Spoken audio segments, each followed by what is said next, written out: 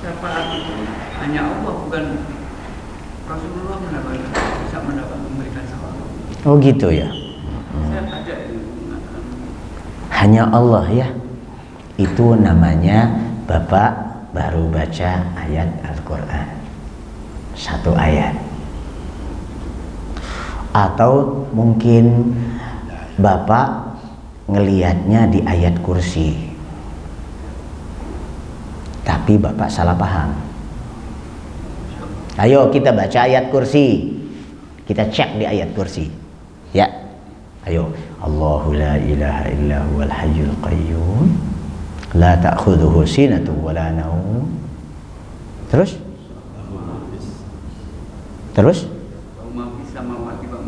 terus man dzalladzi yashfa'u 'indahu illa bi'izni.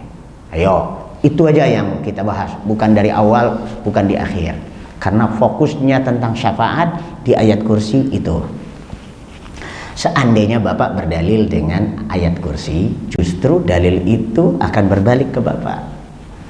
Kalau dikira yang memberi syafaat itu hanya Allah, ya.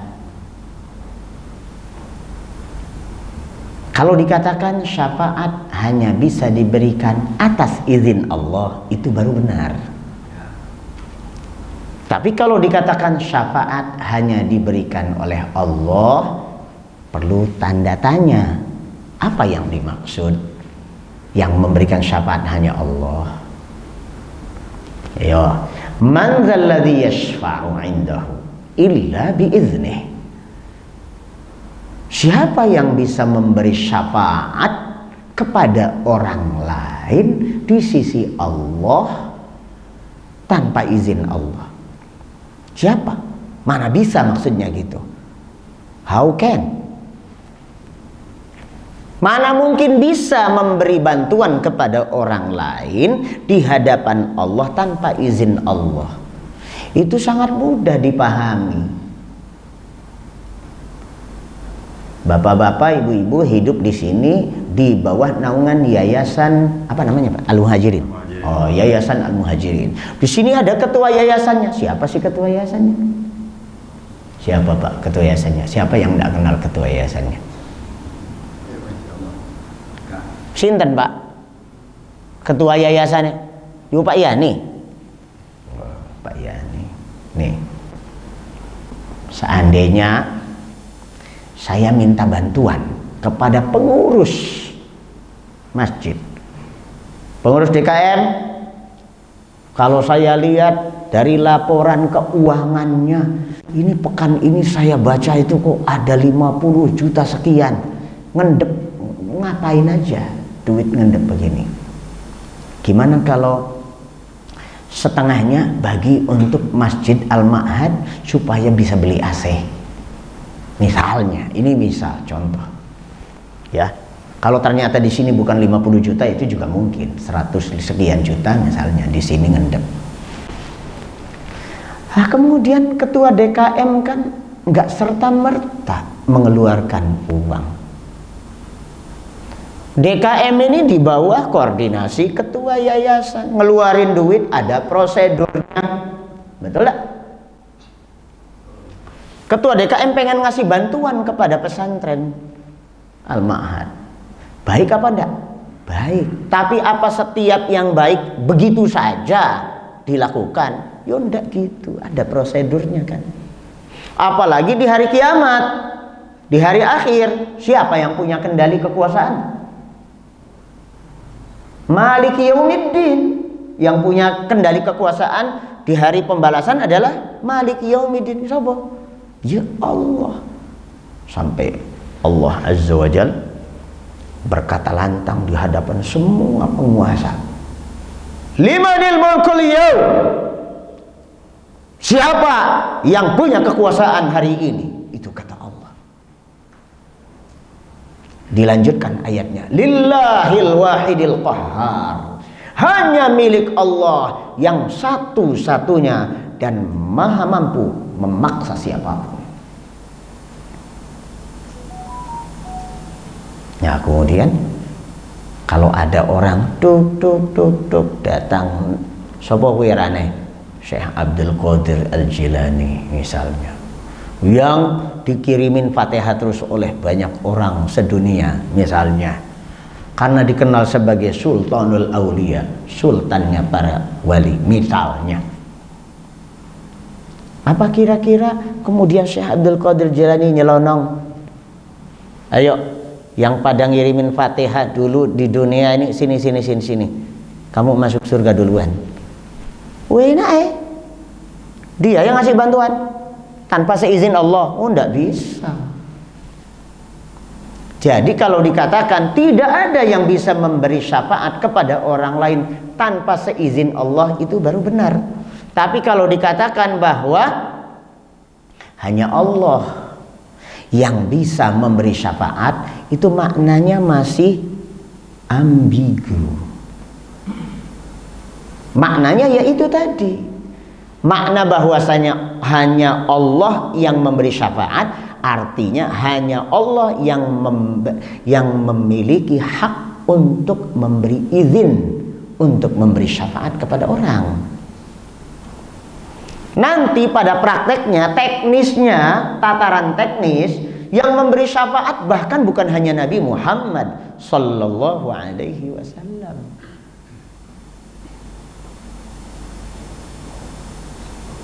Saudara kita sesama muslim pun bisa. Bahkan bacaan Al-Quran yang kita baca, surah Al-Baqarah, surah Ali Imran, nanti itu dijelmakan oleh Allah Azza wa Jalla dalam bentukan makhluk berjasad, physically. Sekarang kita baca surah Al-Baqarah, Bismillahirrahmanirrahim, Alif Lam Mim. Kata-kata rupanya apa? Ada hidung atau matanya kah? Tak. Tapi begitu di akhirat nanti, dia dijelmakan oleh Allah Azza wa Jal, ya, bahkan diberi sebutan namanya Az-Zahrawaini, dua bunga yang bikin pemiliknya jadi berbunga-bunga, ya. Al-Baqarah dan Ali Imran akan maju menghadap Allah Azza wa Jalla, memberi syafaat kepada pembacanya, membela pembacanya. Ini jadi bukan hanya Nabi Muhammad sallallahu alaihi wasallam pada tataran teknis. Kalau pada saat izin prinsip, ya Allah, hanya Allah saja yang punya hak untuk itu. Bahkan Bapak Ibu, nanti di hari kiamat tuh ya, nih, kita semua ini kan dibangkitkan dari kubur dalam keadaan tidak berbusana sama sekali, no sidi wala singlet, apalagi jubah atau mantel, gaun, no, Pak. Sekarang kita punya sepatu boot keren, enggak ada, udah. Sepatu bootnya udah rusak, pabrik sepatu bootnya udah hancur, kiamat. Dah, kita dibangkitkan dari kubur hufatan ghurlan, uryan, telanjang, tidak beralas kaki, tidak berbusana, bahkan kembali kuluf. Yang tadinya berkhitan kembali nutup itu, Pak. Dan tidak ada kakek-kakek, Pak. Punten, bah, ya orang wong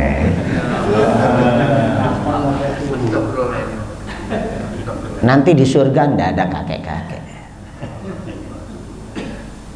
ya. Di surga tidak ada kakek-kakek. Masih maksudnya kembali muda, itu umuran rata-rata 30-35 tahun. Jadi nggak usah bingung nanti, waduh di akhirat rekoso aku di dunia aja udah umur 60 udah doyok begini, gimana nanti di akhirat? Muda, Bapak kembali muda.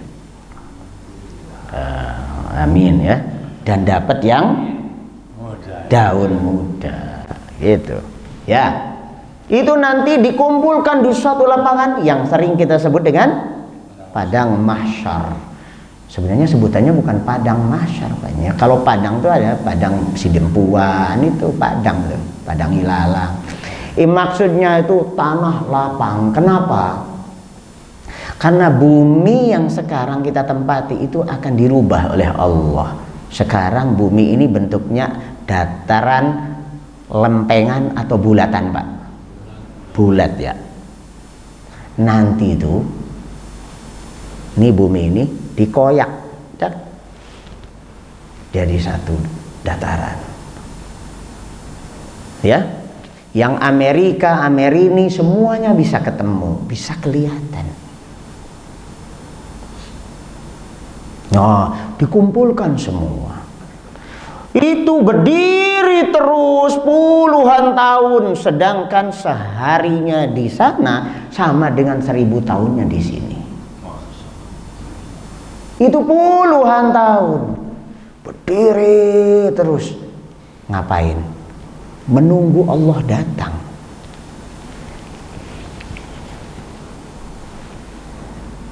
Ketika datang, wajah rabbuka wal malaku saffan saffa. Rabbmu datang dan para malaikat bersaf-saf. Komandan peleton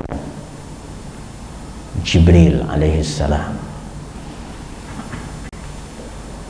menyiapkan seluruh barisan malaikat bersaf-saf. Kemudian di hadapannya ada kita. Terus ketika Allah datang, apakah langsung menitahkan sesuatu? Tak. Nunggu lagi sampai sudah kelimpungan semua manusia pada hari itu. Kenapa? Mataharinya dekat, Pak. Bawahnya tidak ada rumput dan nggak ada orang keliling jualan es lilin, es mampu, tidak ada. Jangankan es, Pak, yang Pak jasa payung 2000 tidak ada. Semuanya dalam keadaan telanjang, tidak ada alas kaki, tidak pakai topi, tidak pakai peci, tidak ada payung, tidak ada shelter, tidak ada. Mataharinya dekat dari kepala. Bayangkan, sehingga yang terjadi banyak yang kelelep dalam keringatnya sendiri. Tapi ada 7 golongan yang akan dinaungi oleh Allah Azza wa Jalla dengan naungan yang khusus oleh Allah, sehingga tidak merasakan kesengsaraan seperti itu.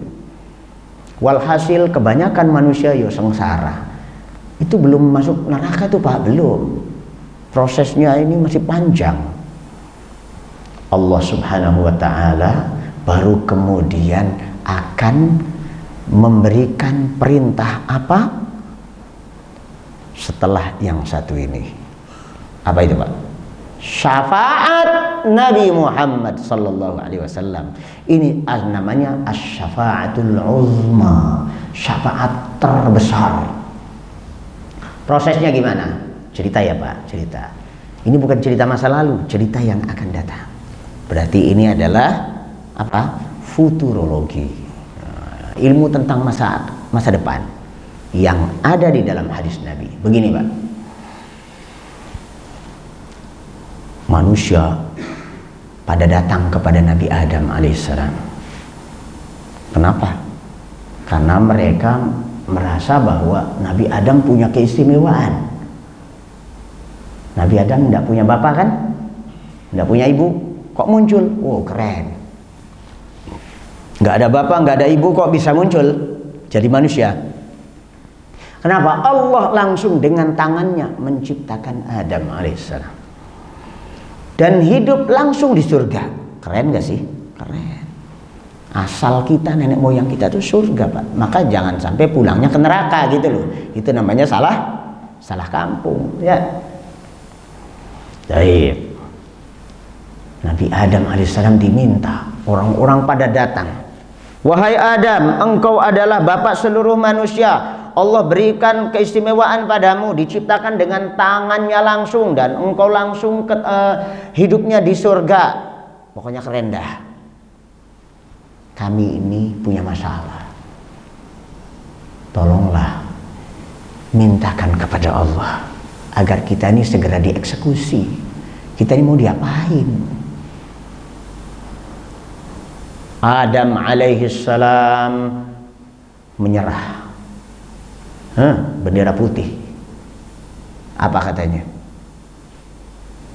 Saya malu kepada Allah, saya takut kepada Allah. Hari ini Allah sedang marah besar, dan tidak pernah marah sebesar ini sebelum ini, dan tidak akan marah sebesar ini setelah ini. Ini adalah puncak kemarahan Allah. Allah lagi marah-marahnya hari ini. Aku takut, aku pernah punya dosa. Aku dilarang untuk mendekati pohon itu, kemudian aku malah mendekatinya dan memakan dari buah itu. Aku berdosa, dan akhirnya aku diturunkan ke dunia. Enggak, aku enggak mampu. Itu bukan kapasitasku. Aku tidak capable untuk itu. Please go to Nuh, gitu kan? Silahkan kalian datang ke Nuh. Nuh alaihissalam. Kenapa? Karena Nuh alaihissalam adalah Rasul yang pertama dan ulul azmi. Datang kepada Nabi Nuh alaihissalam. Apa hasilnya? Bodoh wae. Aku memang punya andalan doa mustajab, karena setiap nabi diberi andalan doa mustajab. Tapi itu udah habis. Expire. Kenapa? Dulu di dunia aku sudah pakai doa mustajab itu untuk minta kepada Allah Azza wa Jal. Rabbi la tadhar 'alal kafirin, Rabbi la tadhar 'alal ardi minal kafirin dayyara, innaka in tadharhum yudillu 'ibadaka wa la yalidu illa fajiran kaffara. Wahai Rabbku, jangan sisakan di bumi ini orang kafir. Makanya umatnya tinggal dikit banget. Dakwahnya 950 tahun. 950 tahun, Pak.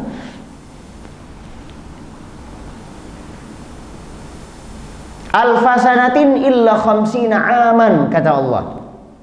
Nuh alaihissalam berdakwah selama 1000 tahun kurang 50. 950 tahun. Hasilnya cuma berapa gelintir orang. Kenapa? Karena yang kafir-kafir didoain oleh Nabi Nuh alaihissalam, ya Allah habisin aja semua yang kafir. Kenapa? Karena ya kalau yang kafir-kafir ini masih dibiarin hidup, nanti akan melahirkan kafir lagi. Itu doanya Nabi Nuh alaihissalam. Akhirnya habis umatnya, tinggal sedikit. Itu andalan doa mustajabnya dipakai. Turun hujan lebat, jadi banjir habis umatnya. Kata Nuh apa? Udahlah, kalian coba datang ke Ibrahim. Ibrahim juga ulul azmi, ya, abul anbiya, bapaknya para nabi. Bahkan diberi keistimewaan, dia adalah orang yang bertauhid satu-satunya di muka bumi pada zamannya. Maka kata Allah Azza wa Jalla, inna Ibrahim kana ummah. Ibrahim ini satu orang tapi nilainya satu umat. Datang ke Ibrahim, pada wae sama saja hasilnya. Akhirnya kata Ibrahim, datang ke Musa. Kata Musa, datang ke Isa. Kata Nabi Isa alaihissalam, itu mah kapasitasnya Muhammad, jangan ke saya. Sok gitu pada datang ke Muhammad. Brul, semua orang pada datang kepada Nabi Muhammad. Begitu Nabi Muhammad SAW didatangi, apa jawaban Nabi Muhammad? Naam, analaha, analaha. Itu memang kapasitasku. atasku. Apa yang dilakukan oleh Nabi SAW? Allah di atas arsy-Nya. Rasulullah SAW bersujud. Di situ pada saat sujud Allah Azza wa Jalla mengilhami beliau dengan pujian-pujian yang beliau ucapkan untuk memuja-muji Allah. Setelah itu Allah Subhanahu wa taala berfirman kepada Nabi SAW, irfa' ra'sak, silahkan angkat kepalamu, cukup sujudnya. Wasal tu'ta, minta apa saja kamu akan diberi. Washfa' tushaffa, berikan bantuan, aku sudah izinkan engkau memberi bantuan. Paham Bapak? Jadi Kanjeng Nabi Muhammad SAW memberi bantuan, tapi atas izin Allah. Syafaat yang terbesar saat itu adalah diminta oleh Nabi SAW agar segera digelar persidangan akbar ini. Maka satu orang demi satu orang, masing-masing berhadapan langsung, face to face, head to head dengan Allah Azza wa Jalla. Dan Allah Subhanahu wa taala sudah menyiapkan masing-masing buku catatan amalnya. Faman utiya kitabahu biyaminih. Ya, barang siapa yang diberi kitabnya dengan tangan kanannya. Alamat-alamat ya. Alamat-alamat kemana? Ke surga. Waman utiya kitabahu wara'a dhahri. Ada di ayat lain bisyimali, pakai tangan kirinya dari belakang. Alamat-alamat juga ini, tanda-tanda ini. Bakal pergi kemana? Ke negeri lain, bukan negeri asal bapaknya. Asal bapaknya di surga, dia sesat ke neraka.